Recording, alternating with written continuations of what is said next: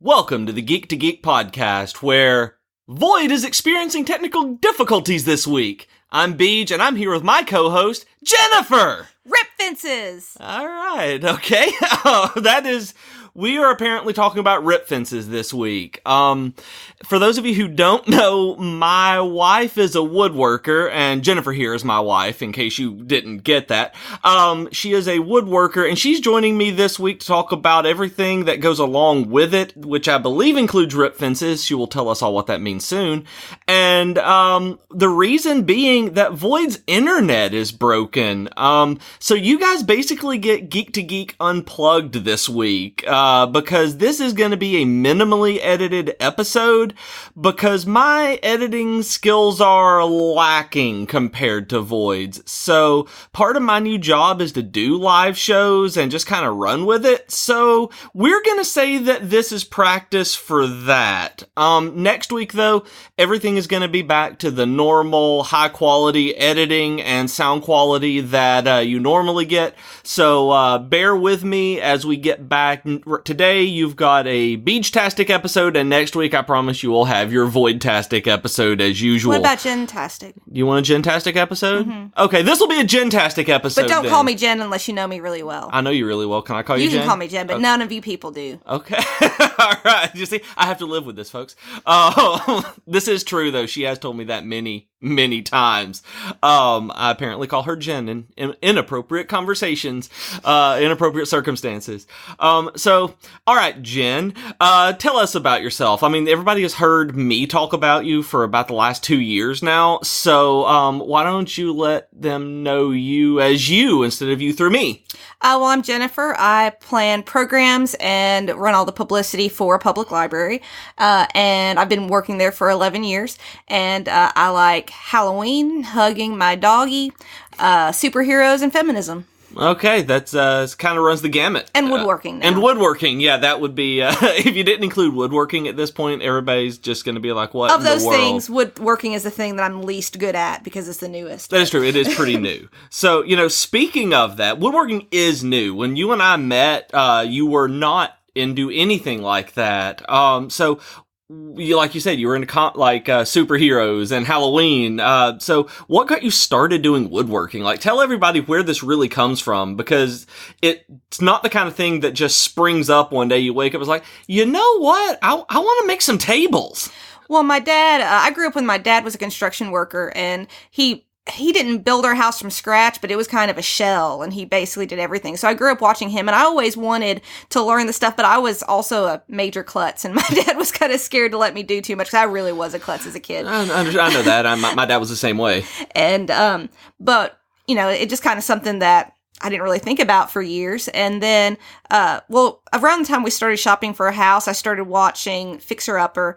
And for those of you who don't know, Fixer Upper is a TV show on HGTV that's fixing, like really going through the way that their intro says it, taking the worst house in the best neighborhood and making it awesome. So we were actually on the airplane coming back from Portland, and they had, like, on your phone you could watch some TV, and I'd never even seen Fixer Upper, because it was actually I think it was the very first episode I watched. I don't remember. It's the one I know he paints an S on his, he takes off his shirt, Chip takes off his shirt, he paints a Superman S on his chest, and starts beating his belly like Donkey Kong. And to be clear, I'm not like somebody who's always watching HGTV. It was just something that I watched this time. And there was this kitchen island that was made by the woodworker on their Clint Harp.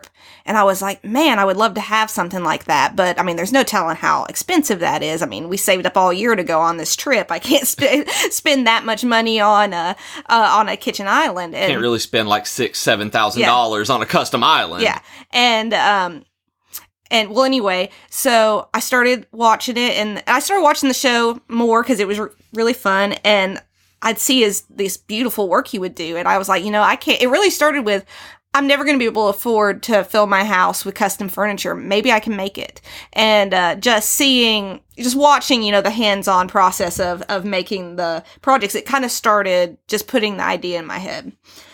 So, like, that's your goal then? Like, your end goal in all of this is making a kitchen island? No, I don't have an end goal because I want to do this my whole life. I guess primary goal. I shouldn't say end. A dining table. Dining table is what I'm working toward now. Okay. But then, that's what kind of got me initially into it. And so first I just bought, actually it was that first Christmas after that, my dad got me a few hand tools. He refused to get me any power tools because he was... Yeah, I remember that. So my first project was this little table that I found online through Steve Ramsey, who's a woodworker. He had, and I'll tell you more about him a little later. Go ahead now. He has a YouTube channel called Woodworking for Mere Mortals. And that is where I would start if you don't know anything about woodworking and you'd like to give it a try. And he had this very, very simple little table that was simple instructions that he said on there, this is a good first project. And I literally had a handsaw and some pallet wood off the side of the road because I didn't even want to go spend the money on real wood, on, store-bought wood. And I mean, how many nights did I spend in I didn't have a shop. I was in our living room floor with a handsaw. I had a tarp down to kind of catch the sawdust. It was a tarp down, like a side table, and the worst handsaw that I've ever tried to use. There's a lot of things from Harbor Freight that are good, but not the handsaw. Yeah, if you guys have a Harbor Freight around you, depending on who you ask, they will tell you either to get tools there or to avoid it like the plague.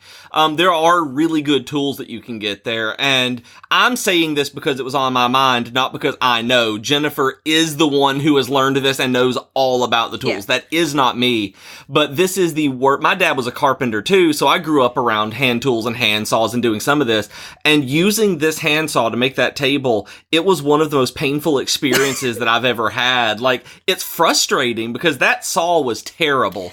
Do not buy a Harbor Freight's handsaw. But I spent, what was it, a couple of weeks pretty much every evening, and I would basically work on it until my arms were so tired from hand sawing that I couldn't do it anymore. Yeah. And I was working with this pallet wood that was all warped, and I didn't know how important it is. This is the first thing I'd ever tried to do. Well, I'd take that back. I made that little tray with my friend, but that was like almost nothing. No, you made that picture frame that's in our bathroom with the goat staring at people as they go to the restroom now. Yeah. That we have. She made it with her friend. She made the worst frame for a canvas picture ever, and it's hanging in our bathroom so that there's a goat that looks at people while they're going to the bathroom now. So, so I made this little table, and it's still sitting in, and I finally got it to work. I mean, it was a lot. I don't even remember all the mistakes I made and all the things I had to redo because I did not know what I was doing. And the hand sawing was terrible. Working with this warped wood was terrible. But I did it, and then I had a table that you could sit things on. And we still have stuff sitting on. I mean, that's what our Switch and PlayStation 4 and Disney Infinity figures live on. So. Eventually I'll replace it with a better table, but it sits there. And can you put pictures in the show notes? Yeah. Well, I've got pictures. We'll take a picture so you can see, like, just the very first thing that I did. That was more than just, like, gluing two pieces of wood together. So that was my first project, was that little table. And so, like, since then, you've made a better table recently. Yes. That, just to follow that same train of thought, you're doing a course with called the Weekend Woodworker right now, that Steve Ramsey from Woodworking for Mere Mortals YouTube channel that he's put out. And so now his first project in it is a patio table. Yes. So going from a patio end table. So they're roughly the same dimensions. There's square tables with a shelf underneath. Talk through the process of getting from this ugly table that you made with the worst handsaw in the universe to the table that you have right now. Like, what's the difference in your skill level? Because you still said, I'm still, it's still the newest. I'm still not the best at it, but these are night and day difference tables. Like, what got you there? Like, walk us through that process. Well, it's about 2 years between the two because it was Christmas when I got those first set of tools, the hand tools, and I've slowly bought tools and just watched lots of videos, done lots of practice. I bought my first table saw that I bought was a $30 table saw from a yard sale that I didn't even so heavy. Yeah, it weighed like 400 pounds. It was so heavy. And we just had to keep it on the carport because we couldn't bring it in the house. Still in the carport, you guys? Yeah, still in the carport. I'm going to give it to somebody. But I didn't even know what I was looking at with a table saw. Why didn't you ask your dad? my dad would not talk to me about the table saw because he was so scared of me cutting my hands off that he didn't even want to have a conversation about it. And also, he doesn't do this. My dad's a carpenter. He's not a woodworker. Yeah. I mean, he's built stuff, but I know. That's not his specialty, though. I just wanted to say because he didn't want to talk to you about the table saw. It's like, so you just went and got one then. I mean, and I know now that this table saw, it didn't have even a blade guard on it, so it wasn't very safe. And it didn't have a working rip fence. Rip fences! Okay, so what's a rip fence? A rip fence is basically the, how do you say it? The little, not wall, but little bar that slides on the table. So there's two different types of cuts that you make to wood generally. There's cross cut, which is across the grain. So, you've got a long board, the grain's going, and you're wanting, and you're cutting perpendicular. Yeah, you're cutting perpendicular. Say it's a 6-foot board, you want it to be 3 foot long. You're cutting, that's a cross cut. The other type of cut is a rip cut. When you're ripping boards, that's when you have, say it's a 6-foot long board that's 6 inches wide, and you want it to be 3 inches wide. So you run that board through the table saw, and for that, you have to have a rip fence of this little wall to run the wood along to make it straight. Okay, and so that's complicated. Yeah. Like, there's a lot of complicated stuff. So I know that you and I were talking as we were prepping this, that you wanted to talk a little bit about, like, I've learned so much about woodworking just on the side, just it being on the periphery of my life. And, like, I really honestly, at the beginning, I couldn't quite remember which one the rip fence was. And, like, there's a lot of stuff to remember. So, like, do you have any advice on people getting started and how to learn these stuff? I mean, you said YouTube, you said Mere Mortals, but Steve Ramsey rather. Yeah. But, like, what do you say? Like, how did you grasp all of this? I mean, there were times when I thought I'm never going to get this because one of the things there's just this assumption that you already know all the terminology, and it's very difficult. Even when you're watching instruction videos, they use these terms about, they said they're talking about a table saw, and it's talking about a rip fence and a riving knife and all these things, and you're like, what the heck is any of this? You can't, or cross cuts or ripping boards or miters and bevels, and you're like, I don't. And you go into, say, Lowe's or whatever your tool store you go to is, your hardware store, and you're trying to read the tools, and all they don't say on the tools what they do or what other accessories you need to be able to do things with. So it's really overwhelming at first, and you really just you just learn one term at a time. You just Google it. You Google it, and sometimes you might have to, even Googling, you'll Google one thing and it's described with another term that you don't know. And I mean, it's really been the last few months where I'm comfortable when I'm reading instructions and watching videos and looking at tools that I know most of the terms. I still don't know how to use. I really don't know anything about routers, though. That's why I haven't done anything. So I still have a lot to learn. And a lot of things I know the words for, I still don't know how to do. Yeah, I mean, and there's a big difference, as we all know, in watching the videos and understanding them and actually going out and doing them. I mean, a lot of people who are listening to this may be like me, where my mind immediately goes into, like, World of Warcraft raiding videos, where it's like, I'm going to watch this boss fight, and then I see it on the easy mode, where the experts who are doing it trying to teach you how to do it, and then you're watching Steve Ramsey or Izzy Swan, and it's like they're making whatever it is. You're like, oh, that's going to be really easy. And then you try it, and it turns out that you chop your finger off. Yeah. And it's like, this stuff isn't easy by any means if you're watching it. And I have to say, like, I don't care about woodworking. Like, I have no desire to get into doing this, that it is not my thing, but it's been really interesting to me to see you geek out about it so hard, that it's like me going into GameStop or a running shoe store, where I go into Fleet Feet and feel at home. You go into Lowe's and just breathe heavily in and turn into Ron Swanson and be like, I know more than you, and just walk past the people. I still have to ask questions sometimes, but I'm not quite, I know more than you. Yeah, but. You're not quite Ron Swanson yet, but I haven't hand chiseled a canoe and put it on my coworker's desk yet. One day you will. I hope so. I think you will. I did watch a video of him making a canoe out of a kit, like a canoe making kit. It was pretty cool. Yeah, did you guys know that you can get a canoe making kit on the internet? I know I've joked around that you can do anything on the internet and get anything on the internet, but you can get a canoe kit. And in case you don't know, Nick Offerman, who plays Ron Swanson on Parks and Rec. He is a major woodworker. He has his own woodworking shop. It's offermanwoodshop.com, I think.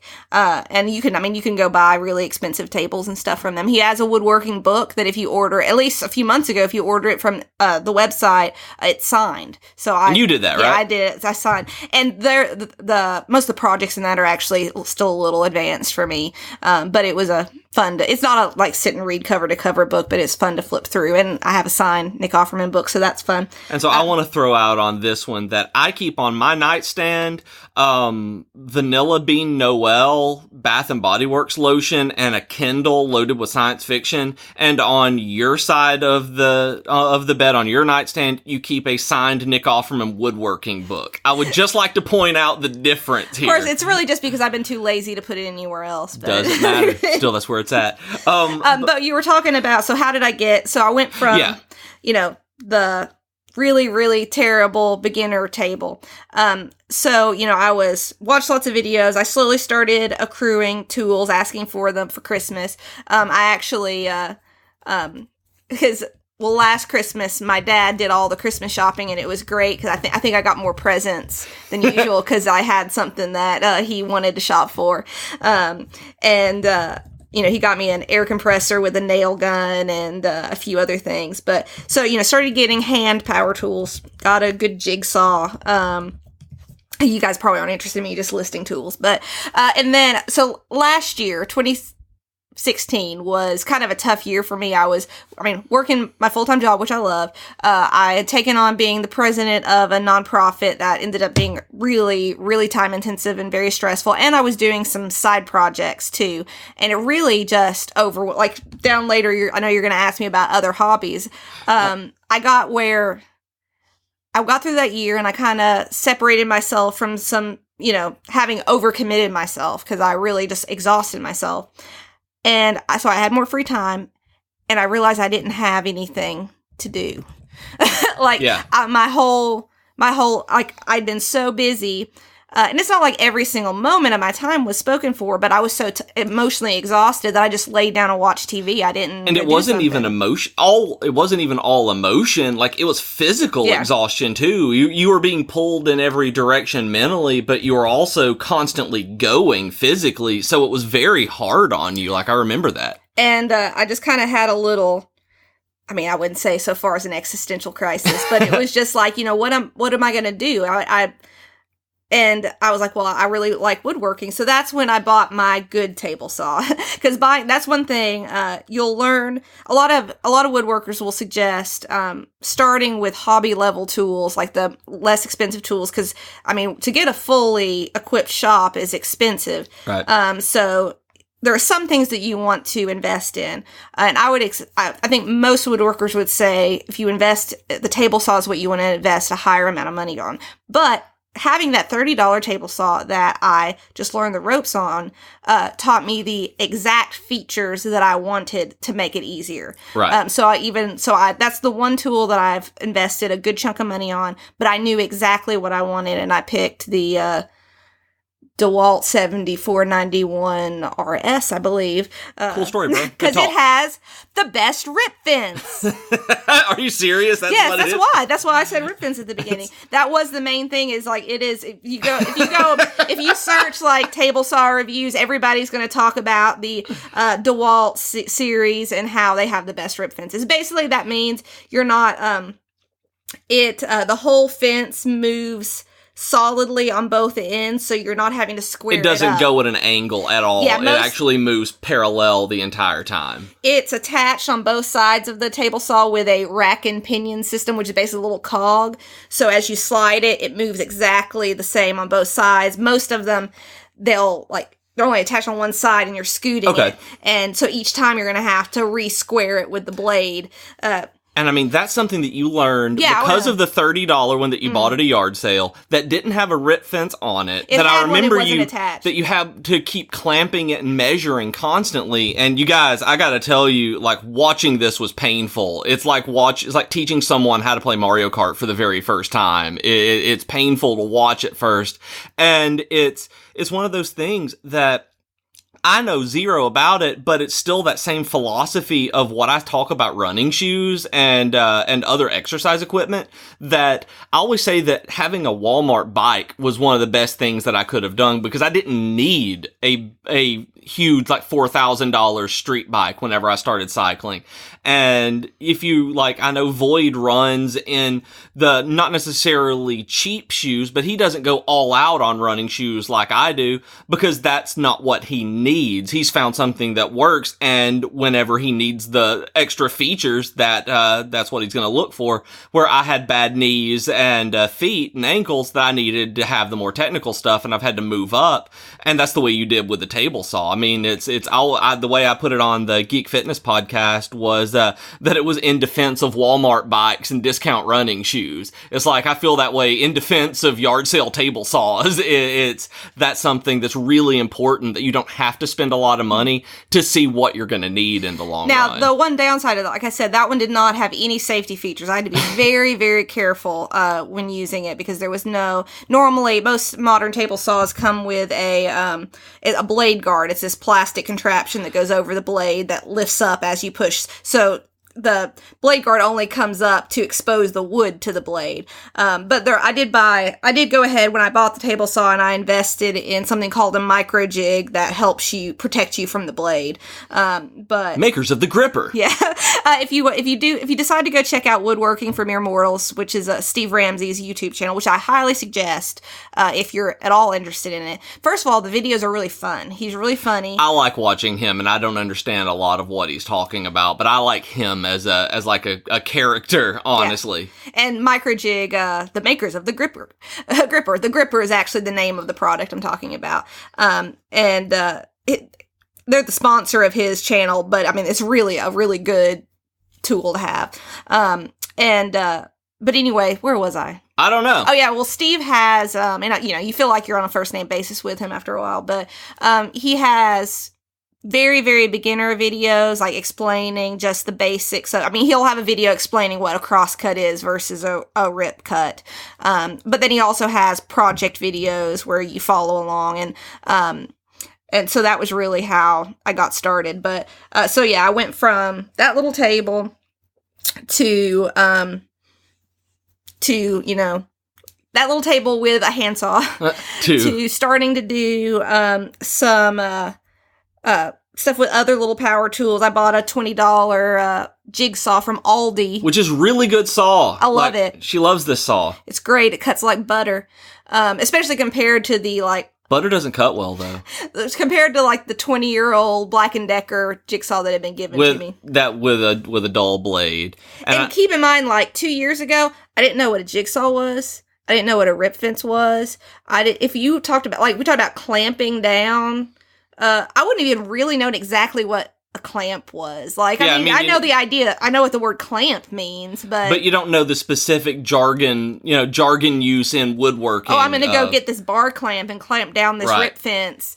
Yeah. Okay, so you've moved from bad table that our PlayStation lives on to awesome table that is the first project in this course. So through this you had to have learned some lessons. Yeah. What's the most important lesson that you think that you've learned so far? Like in terms of stuff that you are glad that you knew, that you now know, what is the most important lesson that you've learned through all of this? Well, don't work with wet wood. Okay, what do you mean? Like if it's raining outside, don't bring in the 2x4s then? Or explain, because I only learned this because of the situation that you're about to talk about. So wood is apparently very wet when you buy it, you guys. Or pressure-treated wood, at least. Okay, so I know later, one of the things he had in this outline, he always works with an outline, is what my favorite project I've done is.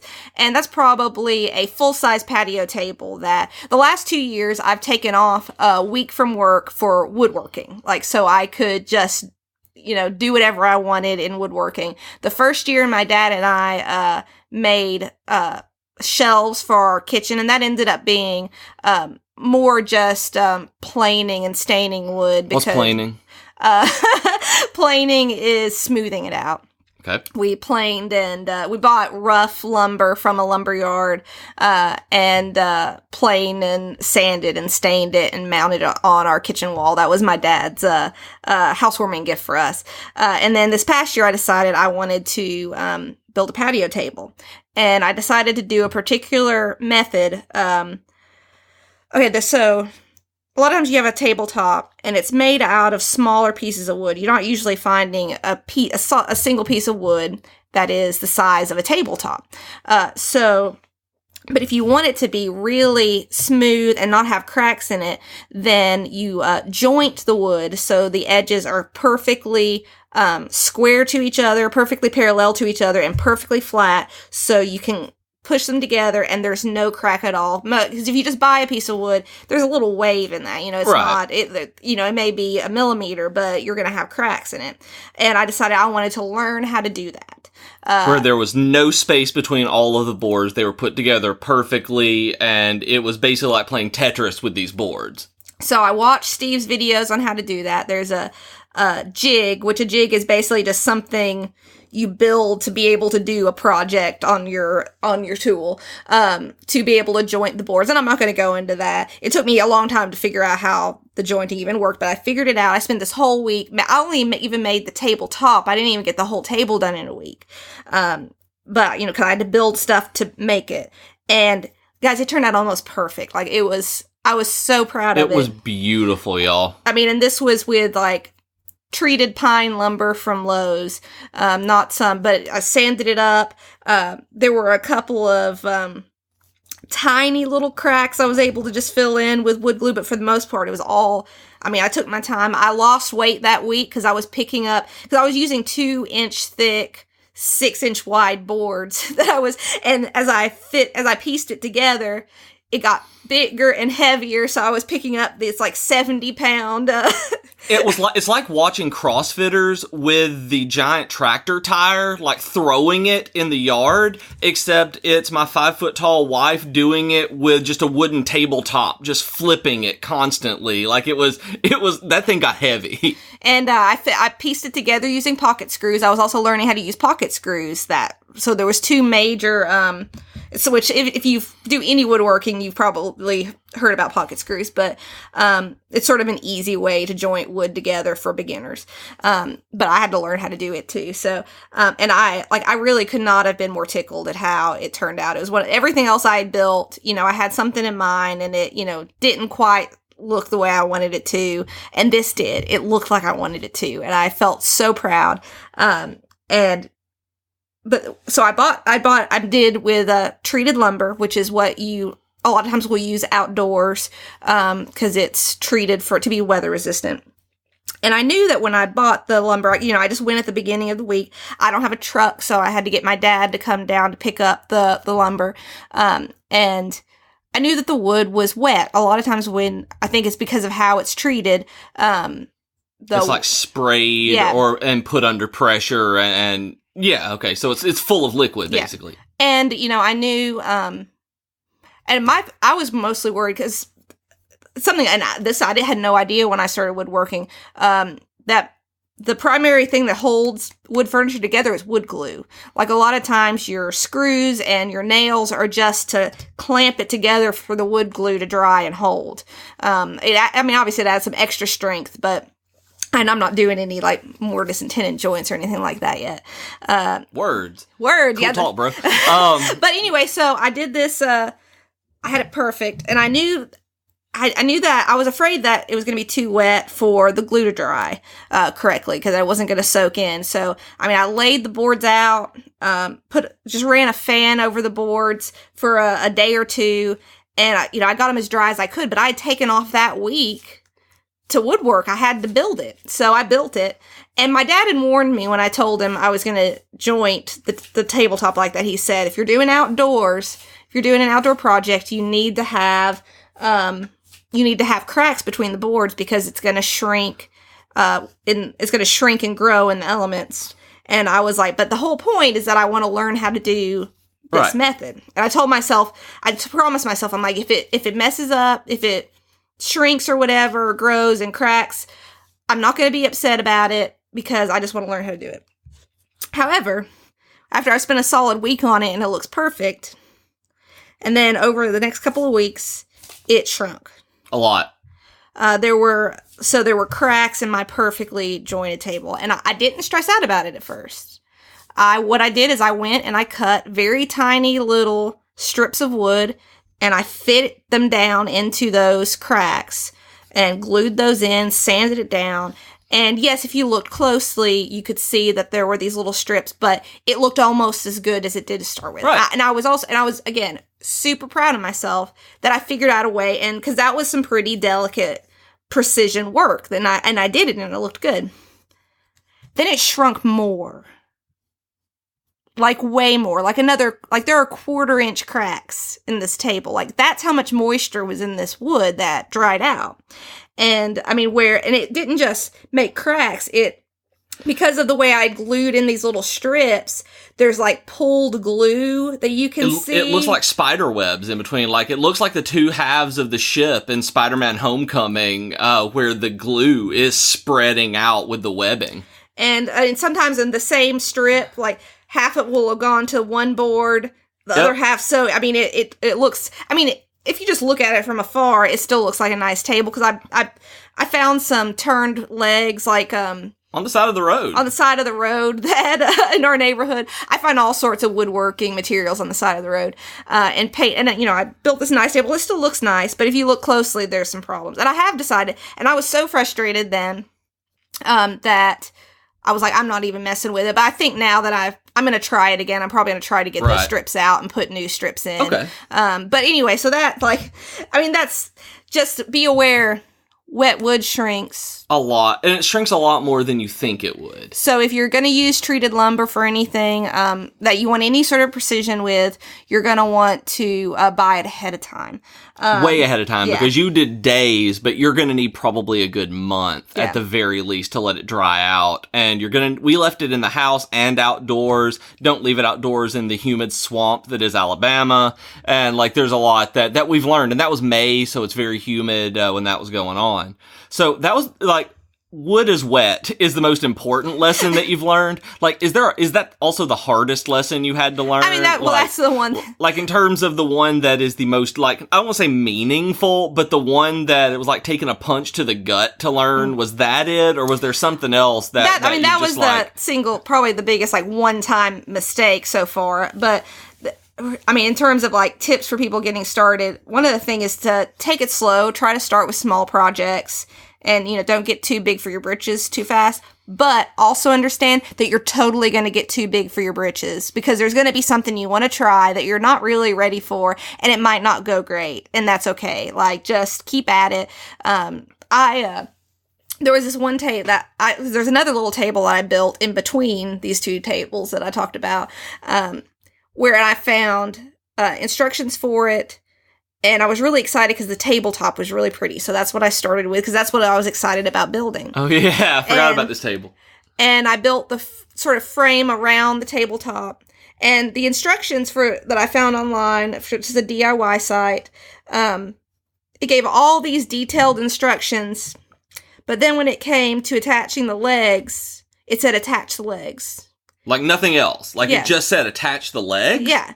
And there was no way to attach the legs. There was no way to get your screw into the top and to do it. And so you couldn't do it by just gluing it at that point, because that would have made it wobbly. You can't glue with end grain. Cool story.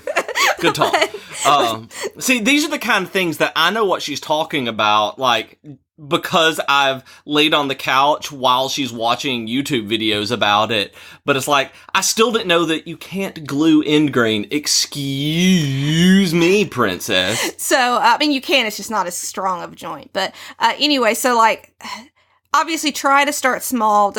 You're not going to go and make this beautiful, sleek walnut dining table. I've been doing this, and like I said, I started from no knowledge at all, and it's been about 2 years, and I'm still not ready to build the beautiful walnut dining table. I'm hoping maybe in another year I'll be ready to, but I'm not willing to invest that kind of money in the expensive wood. But also at the same time, though, you're doing this for fun.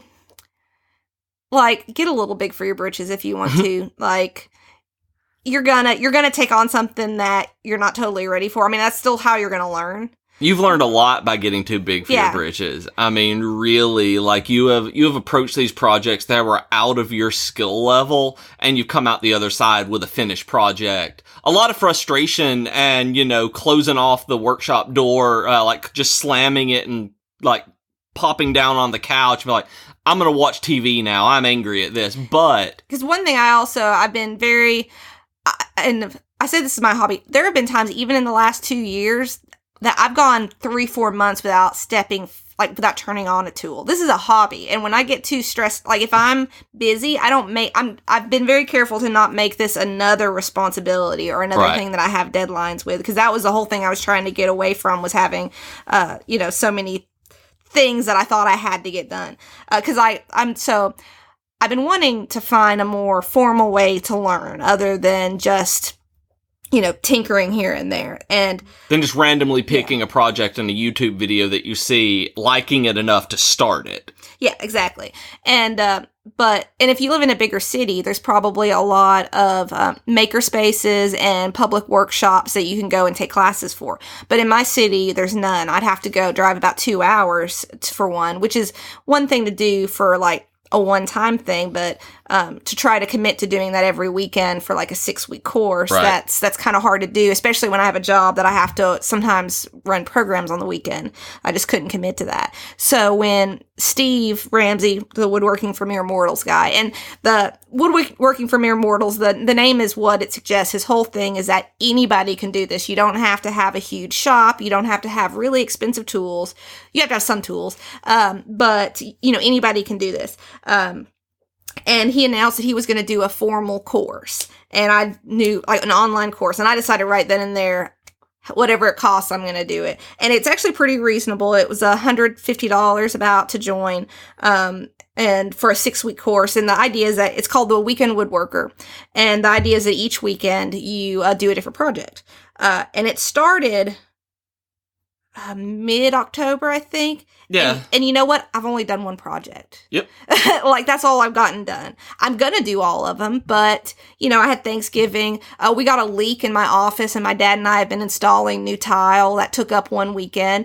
And I'm doing this for fun. So I'm not going to, like, when I'm tired, also, you shouldn't run a table saw when you're tired. That's probably that's good advice. You probably shouldn't run a table saw when you're tired. If you're mad and tired, don't run a table saw. I've been clear to stick this with, like, I'm doing this for fun. I'm not going to make this another responsibility, but also keep some dedication to it. And, once you've spent for me, knowing that I've invested some money in tools, I tend to be frugal. So the fact that I spend a lot of money on a table saw makes me turn it on at least every couple months. And I mean, that's something that you guys who are interested in getting involved in this, and maybe if you have hobbies that are more, costly, I shouldn't even say costly, that are more involved like this, or should realize that it actually costs a decent amount of money to get lumber. Mm-hmm. Like, new lumber is expensive. New wood is super expensive. Especially if you're wanting nicer lumber. I mean, well, and my point, especially if you want nice, if you want walnut, oak, anything that's really pretty, it's going to cost a lot of money,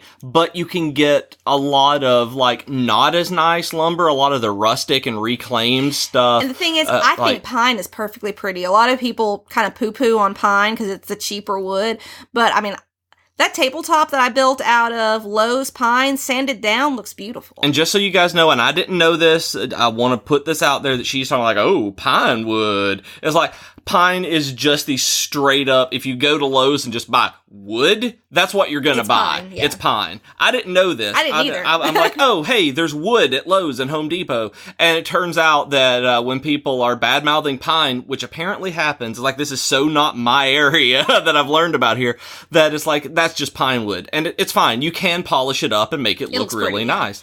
And, but the thing about woodworking as a hobby is that eventually you're going to get to the point point where there's a return on this investment, that you're going to be able to sell this. This is kind of like me in video games, where I know that Void and I have talked a lot on here about I buy physical games because when I get done with them, I'm going to sell it. Like there's a Vita sitting right here beside us that once I get done with all the Kingdom Hearts games and stuff, I'm using it as a PlayStation 4 mobile, basically, around the house, and I'll get rid of it and I'll sell it when I'm done.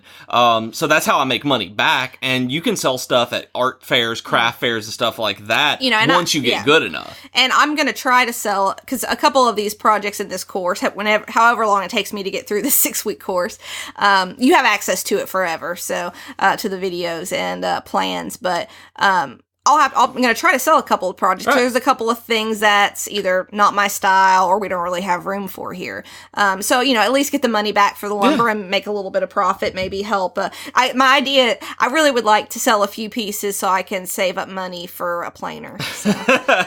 Well, another tool, and that's the one where you don't have to smooth out the wood by hand like you did with the shells. So basically, I'm to the point where I don't have to have any more major tools to do things. So, I'm not buying anything else until I kind of make the money off of selling a few things. So. And I mean, I think that's awesome for a number of reasons. But I do. I think making money on it's really, really cool because this is just a hobby. And I mean, it's kind of like not where it started, and it's still not my goal. My goal is to make beautiful things for our home. Yeah. And to know how to do something. Like it's fun to talk with other people and know what you're talking about. It's fun to go in Lowe's and not be so confused. Like, I mean, there were times... I'm still confused. There were times, I mean, seriously, there were times I went to Lowe's, like, thankfully we live about 5 minutes from Lowe's, I'd have to go like 3-4 times a day because I didn't know what I was doing and I just wander around confused. Like, do not feel like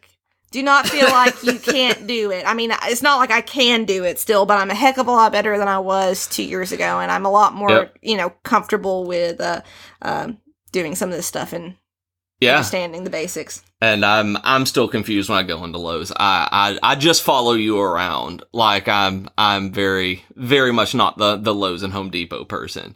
So, like, you've talked a lot about woodworking for mere mortals. Mm. And I know that that's because that is the main one that you watch on YouTube. Like, if there's one that, even with the Weekend Woodworker course, even if you guys don't want to spend the money on it, that this may not be your thing, but they actually have a list on there that if you go to theweekendwoodworker.com, they have a list of basic tools that are good enough to keep you going. That it's not quite the worst handsaw in the world tool that she started with, but these are things that you can get started with. I think it's an entire shop for under $1,000. Yeah, that's what I think you have to sign up. I think you sign up to get like notifications. To get the emails or something. Emails, and he sends you the list. And you actually still don't have to have everything on that list because he put a router on the list, and I don't have a router yet, and he actually doesn't require a router for the course. And which is super weird being a nerd because every time I hear that, it's just like an internet access point. I think about Linksys and stuff like that, routers, like these are things that are completely new to me. But yeah, if you want a list of things that you really can make use of, it's good to go to the Weekend Woodworker. And I mean, he has links to, I think, Amazon, ones that he's picked out, that he's tested. And I mean, I think all the ones I saw are fun. Like I said, I chose to get a nicer table saw after practicing with another one. That's the only thing that I have that's I guess would be considered closer to professional grade. Yeah. But I mean, everything else, and like I said, I bought my miter saw. I bought a Harbor Freight miter saw used from somebody on Facebook Marketplace. Yeah. And it came with a blade, and blades are expensive, y'all. I didn't know this. Saw blades are so expensive. Like, it's crazy. But I think anyway, I was asking about this guy, Steve Ramsey, has helped you a bunch. Are there any others that people who are interested in just seeing what can be done that may be like Clint Harp? If you watch Fixer Upper and you watch Clint, look at any of them that they have Clint Harp, and I think it's Harp Design Company out of Waco, Texas. Mm-hmm. That if you go look at, which you've been to, which is awesome. I have a shirt from there that says hashtag Love Build Run because he's a runner, and I love that you brought me back that. I think I wore that the other day. It's somewhere lying around here because I'm a slob and I just throw shirts. But like you guys can see that stuff if you look him up. But what are some of the other things that people can look at to see if this is something they would want to get into? If you want to just kind of see fun stuff, Steve is really the main channel that I've followed for actual like projects and instructions, because he makes it really easy. Izzy Swan is a fun channel. I haven't watched any of his stuff in a while because it is way advanced. Like, it is insane, almost trick woodworking. Like, there was one where he used he made like a sort of lathe type thing using his drill that allowed him to make a bowl with a table saw. Yeah, I mean, like, it was insane. It was like, what are those things? It's not MC Escher. It's the weird like courses that you have things. What are those called? Who's that? I can't think of it. It's one of those where it's like you knock over an egg that pushes down a domino that makes a marble roll around. It wasn't that like, it was that complicated. Like, my brain watched this and I'm like, oh my god, it's crazy. And so he's cool, but he does weird stuff. I mean, he does a lot of things that he powers. He'll make like tools that he powers with a really strong drill, like a golf cart that he makes out of wood that he powers makes with like a drill. Metal dinosaurs that walk that are powered by drills. He does a lot of woodwork. That's just fun to watch. Like, if you kind of want to just get excited about the idea that you can do really cool stuff. I mean, you're not gonna, as a beginner. Although some of his early videos I've gone back and watched for some, like, I think I may have watched a table saw safety video. That's what I was about to say. Of table saws. Watch lots of safety videos. Safety videos are good, yeah. There's a Make Something YouTube channel. That's just what it's called, is just Make Something. Yeah, Make Something. It's a guy, I can't remember the guy's name, Dan Prosciutto, something like that. Just look up Make Something. Yeah, Make Something YouTube. But he goes by the Drunken Woodworker, I think, in some things. But and he does a lot of woodworking. He also does just other crafty sort of, he does some 3D printing stuff and just creation, essentially. Right. So he's been fun to watch. Again, I have some ideas of things, of some of his projects. He'll do like a video of ideas for like small Christmas gifts to make. He did one that was ideas of things to sell at craft shows, if you're interested in that, like small things that you can crank a lot of out in a small amount of time. There's actually like some pencil holders and things that he makes that are really pretty that I could do it if I had a drill press, but I could do it without it, but it would be really right. Fun. So, anybody else? And then another one that I have not made a project of hers yet, but I think would be a pretty good one for beginners is Anna White. She has a website and a YouTube channel, and I am going to this spring actually make a couple of her patio chairs in my plan. She does a lot of patio furniture that's just built out of 2x4s, which is, an inexpensive lumber, an easy lumber to get. I think she uses pocket joinery, like I said, which takes a little bit of learning, but is a fairly beginner type of way to join wood together. It's nice, sleek looking furniture. It is. I've seen you show me the pictures of these, then they go very, very well with the table that you've made already. There's, I watched some of April Wilkerson. Okay. A lot of the time people you're going to find have huge, like, professional grade shops that have way more equipment than you and I. I mean, my workshop is half of a storage room. Right. Like, I mean, you probably have a 10x8 section cordoned off that you can use. So I'm not going to have all these huge pieces. I mean, my table saw is the biggest piece of equipment that I have and that I'm going to have for a long time, probably. And these people have two or three car garages that have entire dust collection systems with shop vacs that go through the entire place, tools around the perimeter, workbenches in the middle. Like, there are some of them that I've seen with stuff hanging down on top of the workbenches. This is what they do for a living, a lot of them. And now those videos are fun to watch, like, just to see, oh, that's really cool. But I mean, it's not what I watch for instruction. I mean, it's like, You're not going to learn anything that is applicable to you at the point right now that you're at. Outside of safety videos and stuff, you're not going to see how I can build this table by watching a master woodworker who has been in their shop with tools that you have no chance of getting to. And there's any number of other channels I've watched like 1 or 2 videos of here or there, just Googling or searching on YouTube for a particular tool I want to learn about how to use, or a particular technique that I don't quite understand from Steve's video, so I go watch a couple others. My dad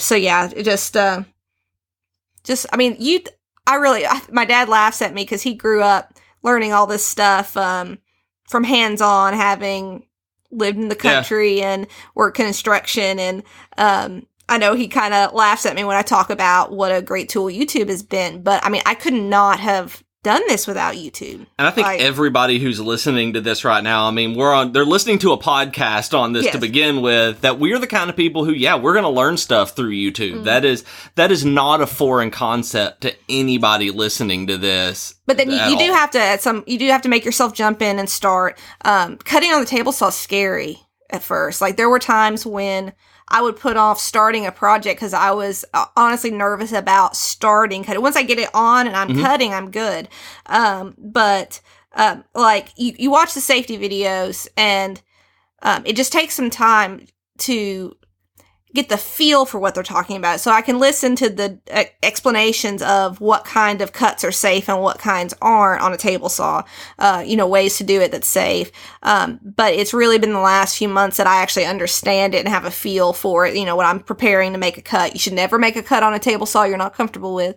And you kind of practice, do a practice run, like, of how you're going to position your body and everything.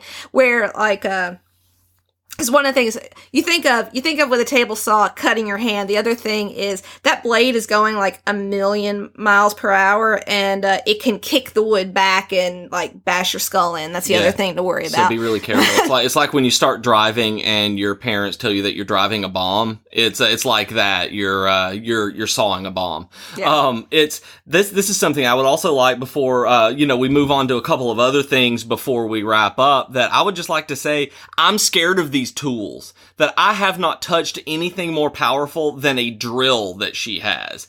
That I do not do this. I do not know how to saw. I don't know how to use a power saw. I don't know how to use the jigsaw. I don't use the miter saw or the table saw. Any of this stuff, I don't touch. I've watched these videos and I'm still intimidated and scared that I'm not going anywhere near them. And you talk about them so cavalierly that it's just like, and keep in mind, this is so, for me to be able to just throw this out, I'm trying to not do that, but, but it's totally new. I did not know 2 years ago. I didn't know any of this stuff. And that was why I was saying that actually, is because you're new to this. You're not like Void's wife, who has been knitting forever and ever and ever. And, that this is something new that you're already this comfortable with, that you have taken months and months off and done this. And so I think it's awesome that it is very obvious, I hope, to everybody who is listening right now, that you really do geek out about this, that woodworking is something that you get just nerd happy about when you hear it, when you see stuff about it. Because it's like on my days off, it's like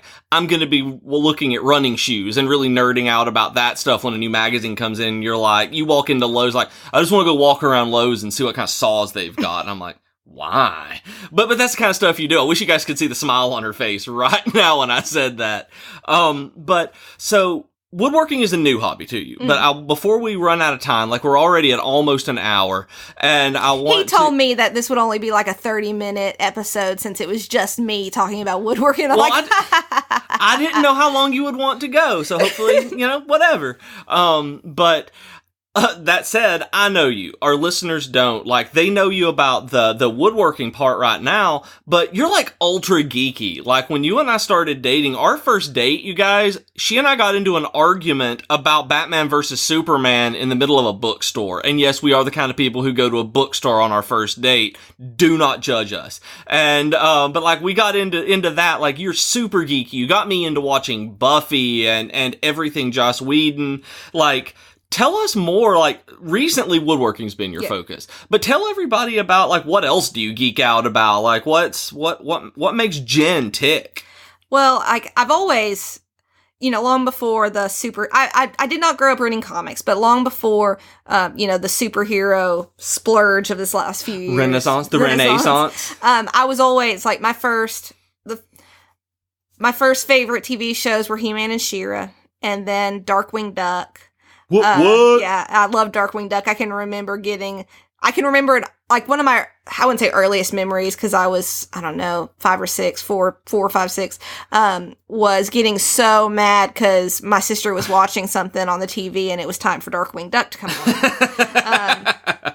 And then my first favorite live action show was Lois and Clark, The New Adventures of Superman, which I loved that show, and I kept watching it. I kept watching it far after it was not good anymore.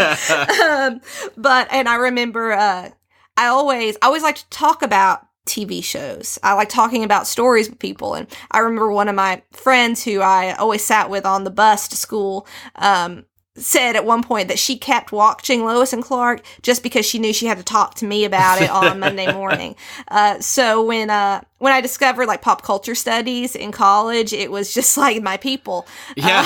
Because I can remember, I loved the X-Men animated series, and I can remember talking to my friends about that and then be like, why do you want to talk about this cartoon in detail?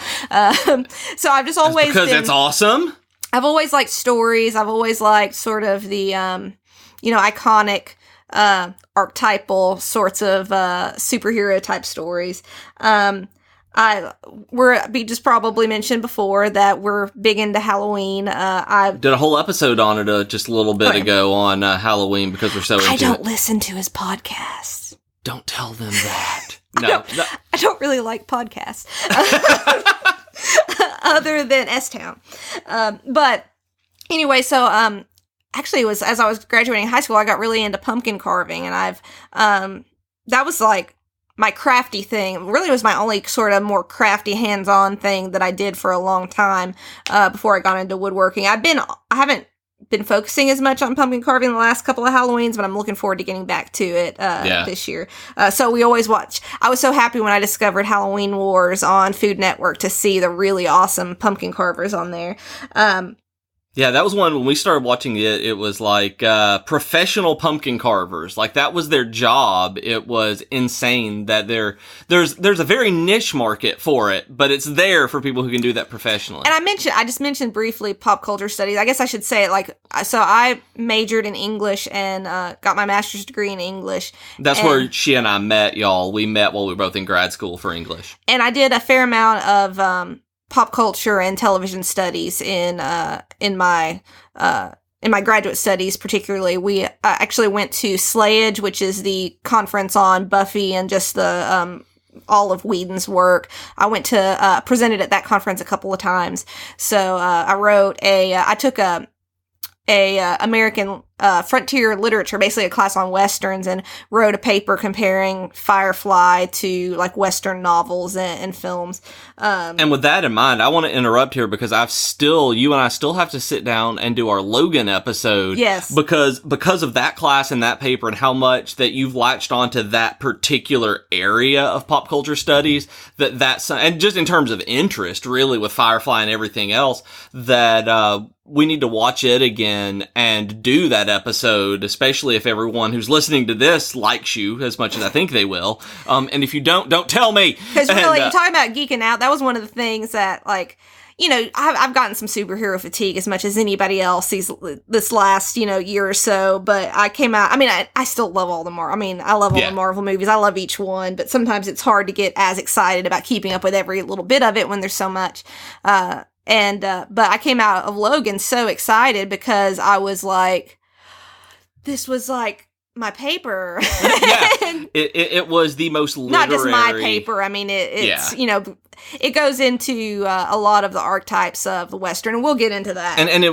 Because it was more literary. It was more deliberately constructed than a lot of the constructed. Yeah, that's good. A lot of the other ones, and you can tell that we're getting into our area now because it's like pop culture studies go over here, and it's like deliberately constructed narratives, and it's like everybody's heard me talk about how much I love narratology and things like that here. And then, in terms of other things, I really like cooking. She's a good cook. hook, Well, y'all. I really lucked out on this one. So other things, like I've learned, I make my own, like curry blends from Alton Brown. We learned a lot from Alton Brown. Grind my own spices. Some of that stuff I can get kind of geeky and snobby about sometimes having stuff made with fresh spices. And like, really, you wouldn't think somebody could geek out about spices, but this woman getting into a cardamom. It's good cardamom stuff. Get some cardamom seeds off of Amazon and grind them yourselves, y'all. So out of all of this, so you mentioned earlier, the last thing I really want to talk about here is that one of the questions that Void and I get the most often is, how do we balance all of the geekery that we've got? I mean, for everybody knows mine and everybody knows Void's and the stuff that we have to balance in our lives, but you have just as much. I mean, I've got running to go along with all of the video games and movies and pop culture and everything else. And I work out too. And you work out, you do all of your stuff too, and you woodwork. Why woodworking? What about it how do you balance this stuff? And why was it woodworking that kind of floated to the top of the ones that's where you were going to focus that energy and get out of that kind of negative spot that you were in? I think it was the fact that you're producing something, the fact that I have something to show for it. I guess I felt kind of floating, like I did stuff that was fun, but I wasn't progressing as a person. I didn't have anything that I was getting better at. And I think it's important as you get a little older, I'm 33, almost 34 now, to recognize that you can still learn things. You can still learn totally new things. It's really easy to get stuck of like, well, these are my skill sets. This is what I know how to do. And that's it. It really actually helped me. I learned how to ride a bicycle when I was 30. Right. Yep. And that actually really was like, obviously, you can still learn things, but it's easy to just get in a rut. And, so the woodworking is something that, I guess it floated to the top because I felt like it was something, for one, it just felt like something that could be a lifelong hobby that I could get better and better at. Right. Over my whole life. And it was something that I'd have something to show for that was productive. And I get a better sense. I find having a better sense of satisfaction than I do, just screwing around, Then, I understand. I mean, and though we've had those moments of just having to lean in, and sometimes I'm just going to play Mario Kart Donkey Kong. Yeah. It's like that. But I completely understand, because for me with running, I feel like there's something tangible there because of being able to get better, see it in my body and the way that I can move forward, like a lot more than I can say if I get another 15 moons in Super Mario Odyssey. Yeah. I'd say in terms of balancing, it's really that I make sure it stays a hobby. And that I don't let it stress me out. I do it. I make time for it. Like I said, I actually use some vacation time to do it. To be able to, like the vacation time that I use for is when I'm able to just like spend some time focusing and improving skills. And then every now and then devote a weekend to it. But I don't let it become another thing that stresses me out. Yeah. Don't get me wrong. Sometimes it stresses me out. But it never becomes an obligation, like you said earlier. It's something that when it stresses you out, you can step away from it, as opposed to it being like a job where you have to power through it and do it regardless and really start to burn out. So I've got my whole life. Yeah. And that really is, this is right now has passed the point at which it's a fly-by-night hobby, that it might be something that you get into. It was when you realized that $30 table saw proved to you that you wanted to do this for the long term, that it was something that you cared enough about to invest in. And it was not necessarily even the money, it was invest your time and energy and mental effort to be able to do that. And, I'm not going to lie, there's probably something, you feel, if you feel a little special being a woman doing it. Right. I mean, I like doing things that are not expected. I mean, that's by no means the main reason, but I was working at a friend's house, helping him install some baseboards. I brought my miter saw over there, and the window was open, and this neighbor came up in the window while I was running a power tool, which wasn't a good idea, and just went, "You're a girl." And I cut off the saw, and I was like, "What?" And she said, "Are you a girl?" And I went, "Yeah." And she was like, a girl using power tools? And I was like, don't I look like one? It was a Steve Trevor moment, but it was just kind of crazy. That's a really good spot to stop right there. So yeah, do you have any takeaways for that? Any one last bit of advice or thing that you want everybody to know about woodworking? Anything else at all? Buy lots of clamps and Titebond too. True. Those are the two things. I will say that I even knew that a woodworker cannot have enough clamps and that Titebond 2 is way better than Titebond 3, according to every woodworker on the internet, including my wife, because this is on the internet now. Or it will be after. Ooh, I'm a woodworker on the internet. You are a woodworker on the internet now. So moving forward just a little bit, it's time for the geeky offer of the week, where we talk about something that you can do to give back to your favorite podcast, which is this one. This week, I'm going to give a book recommendation from audibletrial.com/geek2geekcast, where you can get a free audiobook of any audiobook that you want. But I want to recommend my books that I wrote and that Jennifer edited. They're called Birthright, Lineage, and Legacy. They are the series, The Technomage Archive, by B.J. Keaton. And the reason I wanted to be this shameless was because while I had Jennifer on here, she is the only reason these books are any good. I lucked into marrying an excellent freelance editor, and she has gone through these books not as my wife, but as someone who wants them to make money and sell. So, you always hear people say, don't ever just let your family edit or read your stuff and believe them. Well, I believe her because she has been paid by people better than me to make their stuff better. And, she has made these books absolutely wonderful, and I owe her every penny that I've made off of them, and Thank you. And I take cash or check. You have, actually. You get direct deposit, actually, on these. So if you guys want to support... We share an account. If you guys want to support Jennifer and her wonderful, wonderful abilities, and this podcast, because it goes to the podcast, you can go to audibletrial.com/geek2geekcast and listen to my audiobooks, The Technomage Archive, on Audible for free.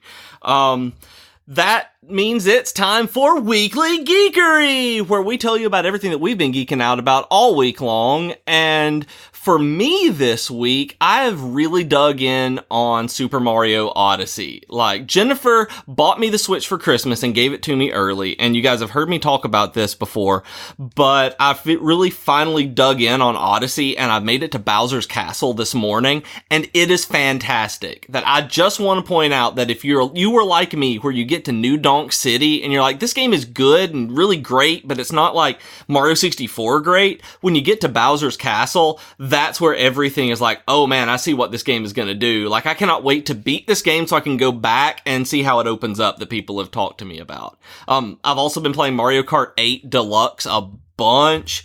That we have, Jennifer and I have been playing that together. We liked it enough that we have played it together so much that we were only going to use the Joy-Cons that came with it, and we ended up going and buying a second set just because of the how much we like playing it together with the two Joy-Cons. So Mario Kart 8 Deluxe is fantastic. We've talked about it before. I'm waiting on my Steam Link and Steam controller to come in. I'm really excited because I have a friend, Nick, who has told me that he loves the Steam controller and it's like his favorite controller now, and he has been trying to get me to buy one for months and months. And Cyber Monday deal. And it was a Cyber Monday deal, so I was able to get both of them for $34, so I was really excited about that. It's still on the way, so I'll let you know how I like it when it comes in. I'm assuming a bunch of you guys already have the Steam controller, because I know a few of you have told me how much you either love it or hate it, but apparently it's super weird, so I'm excited to see how I like it. I've also ordered, I don't remember if I told you guys about this, but I'm going to tell you about it again if I did, that I forgot that I ordered a copy of Brandon Sanderson's new book, Oathbringer, and that I ordered a signed copy of it. I forgot that I did it. It came in, and I'm super excited, and he wrote that I was his shame and his glory, or my glory and my shame, and it's from books. Y'all know that if you've read the Way of Kings and the Stormlight Archive books. But I'm super excited about that. And I got a new GPS watch, the Garmin Forerunner 235, to replace my Apple Watch, which if anybody wants to buy an Apple Watch, I've got one for sale, because I switched to Android, and this is an absolute, I'm staring at it right now. You guys can't see it, but I'm looking at it because it's so pretty and I love it. And, it really is a better GPS watch than I've had in the past. From the Pebble, the TomTom Cardio, and the Apple Watch, this is by far the highest quality, and I totally understand now after just a few days of using this why people go with Garmin over everything else for running watches. Like, I cannot recommend it enough that this is going to be, I'm now a Garmin GPS guy. So you runners out there who are kind of waffling on it, this one is by far the Forerunner 235 is absolutely fantastic and way better than using a smartwatch to run, which is fine. And this just proves that it's awesome. And I get notifications on this thing, so I use it like a smartwatch as well. So awesome. But Jennifer, what have you been geeking out about recently? This is your first weekly geekery, so tell us. Well, you mentioned the Switch, and we've been playing Mario Kart 8 Deluxe on it, and man, I geek out over that auto steering they added. Yes, it is so much nicer than the Mario Kart 8 on the Wii U. I did not grow up playing video games. We had an Atari when I was really young, and we had a learning, like an educational gaming system called the Socrates. Oh man! I remember you showed me that on. Yeah, I showed you the pictures of it. Like my sister learned math on. I was really young, so I just did like the paint thing on it. Do a Google image search for like Socrates video game system or something like that. Like we've done this, and you'll see this. It's like a little robot named Socrates. Yeah, it's super weird, y'all. Y'all need to look. But so I did not grow up gaming. So BJ actually taught me mostly how to play video games, just us playing together, particularly Mario Kart. But I've gotten better over the years, but it was always really hard for me. So the auto steering has been great because it makes it, I still don't always win or anything. It's still challenging, but you're not so dang frustrated all the time of just falling off. I like Rainbow Road now. That's weird. I don't understand people who like Rainbow Road anyway. Like, I like them better now, but without falling off, I've noticed that they hold even less luster for me. Like, I like them even less, where they're not even frustrating, they're just straight. It's like you're just going along now. Like, it's weird that falling off is actually what made me like Rainbow Road, even though that was one of those things that made me want to just throw the controller for, the last 20 years maybe. But yeah. And then, like I said, I don't play a lot of video games. It's very rare that something just really, obviously Mario Kart's a lot of fun. It's really rare for a game that to really catch my attention and make me want to play it, over and over again for a long period of time, yeah. Donkey Kong Country Tropical Freeze for the Wii U. I love that game. It is so fun. It's pretty. The music is fun. I like those little monkeys. And you guys, she likes this better than Mario Odyssey. Like, it's just more her type of game, and that's well. A lot of it is I'm not actually great in 3D worlds, where I like the side scroller of the Donkey Kong, but it's beautiful like a 3D game. But it's just you're not having to worry about the 3 dimensions, and I have a hard time like actually in Mario. And I get the hang of it after a little while, but in Mario Odyssey, when I'm trying to jump on top of something, actually jumping on top of it because it's too many directions to worry about. I'm just not very good at it. I still hold that Mario Odyssey has too loose of controls. Maybe that it does not feel as tight as it does not feel as tight as other Mario games. So I did learn how to play Galaxy. You did? Yeah, I played Galaxy for a long time. I still have to play Mario Galaxy 2. I have it sitting in there to try and get through at some point. So I just have fun. I like using Dixie as the companion. The only thing I don't like about it is the boss fights aren't very fun. No, they're too long, and I'm not a huge boss fan anyway. I like doing the levels in it. So there have been a couple of times, because BJ is better at video games than I am, because he's played them since I was 2, and I've only played them played them probably since you were born. I played them since I was 2. Yeah. Yeah, that's why I said you were 2. You said since you were 2. Either doesn't matter. Welcome to marriage. Anyway, so sometimes I'll get, because I really am not worried about accomplishing in video games. It's She did just air doing- quotes. just doing for fun. So sometimes I'll get him to beat some of the bosses because he can do it quicker than, and he doesn't have fun with them either. Oh no, they're terrible. Like, don't get me wrong. This is not I'm better at video games than you. Give me the controller. It's like, no, this is terrible. I don't know why they did this. I can do this easier than you can, but it's still not fun. Although I did beat one. There was a monkey one where they fought these monkeys. I was asleep and I didn't get to see that one. Like, I fell asleep on the couch while you were playing It wasn't as hard. And I beat one on my own. I'm on area 4, I think. 4, I think, is what you're like on out of 6. 6 or 7, yeah. But it's really fun. I just like to play it. I still only usually play in short bursts though, because I'm just not a huge gamer. But the other thing, we had Thanksgiving, and a tradition that we started last year. I just go back. I grew up. Friends was on when I was a kid, and I was not a huge Friends fan. Obviously, it was a huge part of the cultural, how do you say the word, zeitgeist? Zeitgeist? Zeitgeist. It's kind of like Seinfeld. Everybody knows we're on a break. But I watched it when it happened to be on. It wasn't something I watched all the time. But when it first came to Netflix, like everybody else, we binge watched it, and we could not believe how much we loved it. I loved it when I was a kid, but I couldn't remember loving it as much as I did as an adult. Like, oh my goodness. It's the only show that Netflix will ask us, are you still watching Friends? It is not the only show. Yeah. It is the only show that Netflix asks us, are you still watching Friends? But it is not the only show that it will ask me if I'm still watching. But one of the things that Friends developed was they always had a really good Thanksgiving episode. So we, I don't even know why we decided to do this last year, but we decided over Thanksgiving weekend to watch all the Thanksgiving Friends episodes. And it's really fun because first of all, you get kind of the arc of the whole series by watching one episode per season. You're like, oh yeah, this is when, Joey's mad at Chandler because Chandler started dating his ex-girlfriend. And, just little things like that. Oh, this is when Monica and Chandler are trying to adopt a baby. Spoiler alert! If you haven't seen Friends by now, I'm not worried about it. And they always have a really funny Thanksgiving episode. Every season has one except... And there are 10 seasons. 10 seasons. Season 2 has an episode that they mention Thanksgiving. But it's not really a Thanksgiving episode. So we skipped that one, but then there's another season. I don't remember. It's either season 3 or 4, where basically they have a doubled up Thanksgiving episode. Because there's a Thanksgiving episode, but then the second episode, the episode after it, there's basically a subplot of Ross has his leftover turkey, his Thanksgiving leftover sandwich at work, and somebody eats it, and he has a breakdown and ends up destroying his life. Yeah, and getting fired and everything because of it. And I think that one's called The One with the Sandwich. Yeah. And that's the title of it. And so in our notes that I've put down in the show notes here for us, it's talk about replacing the season 2 episode with The One with the Sandwich. And it works on 2 levels. It's like words. That's why they name them like that. I know it is.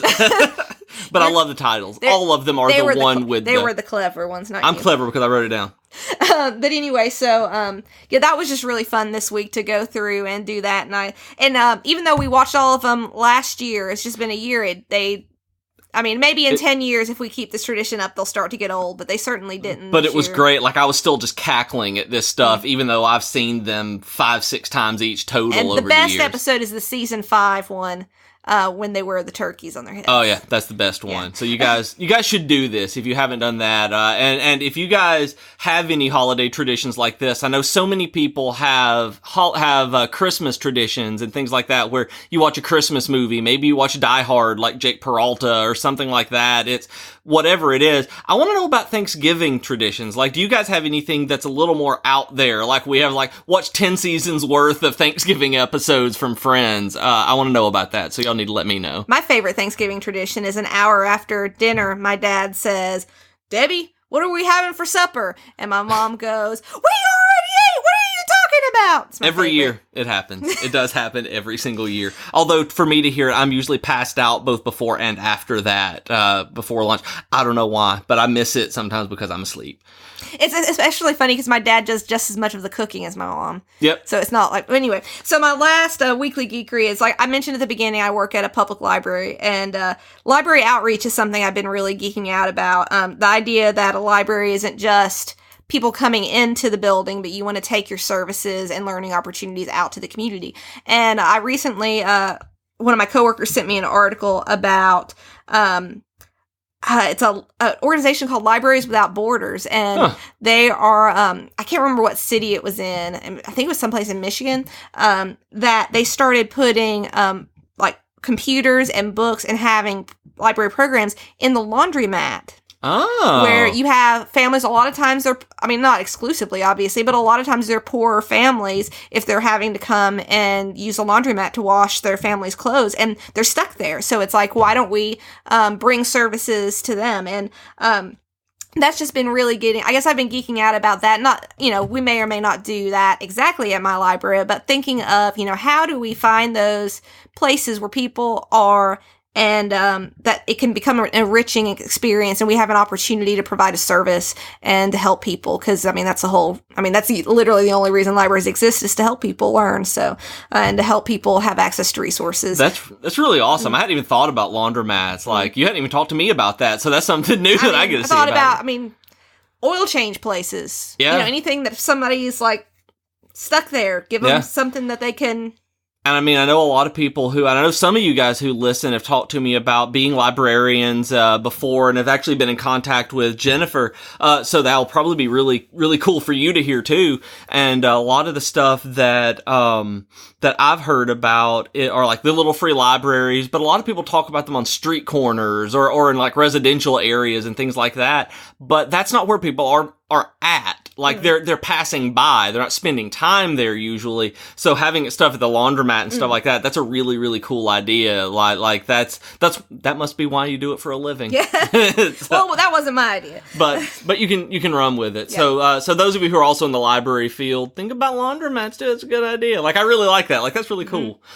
So is there anything else that you'd like to end with? Anything else that you were geeking out about? Tell people where they can find you online, if they can find you online anywhere. You are a ghost. Does that mean they can find you on Snapchat? No, I'm not on Snapchat. No, but if you, she does not check it very much, but she is at JBKeaton13 on Twitter. I'm not going to see your message. She will not see your message. Sometimes she has email notifications for tweets, which blows my mind. It's like, okay. Because sometimes she'll get an email. It's like, I got an email that somebody tweeted me, and as geeky and tech savvy, and you do tech all day long, it sounds like the 90-year-old, most 90-year-old anti-technology misunderstanding that I could ever. Somebody tweeted me, and I got an email about it. It's just funny to me that is particularly how it is sometimes. But you can tweet her there, and maybe it will send her an email, or you can tweet me, and I will relay the message, or I will be like, I'm gonna tag her in it, tell her to check Twitter. So that is it for us. That has been my wife, Jennifer, talking about woodworking, pop culture, and everything else. And if you would like to write to us with comments, suggestions, or feedback, our email address is geek2geekcast@gmail.com, or you can reach us on Twitter at geek2geekcast. We also have longer discussion threads on our subreddit at reddit.com/r/geek2geekcast. We are also on Slack if you are there during the workday, and you can go to slack.geek2geekcast.com for an invite. And we are part of a podcast network, so go to geek2geekcast.com to see any of the other shows that we have, and make sure that that you're listening to them as well. They're fantastic people. If you missed Void this week, you can always find him at agreenmushroom.com and yell at him at GRNmushroom. That's Green Mushroom without the E's on Twitter. And I'm on Twitter as @Professor Beej. That's Beej with the 2 E's that I stole from his Green Mushroom. And I blog at geekfitness.net. I'm Jennifer. I work at a library. And you can find her at flpl.org. We have been Beej and Jennifer with your Geek to Geek podcast. That'll do it for this. And this is my first podcast.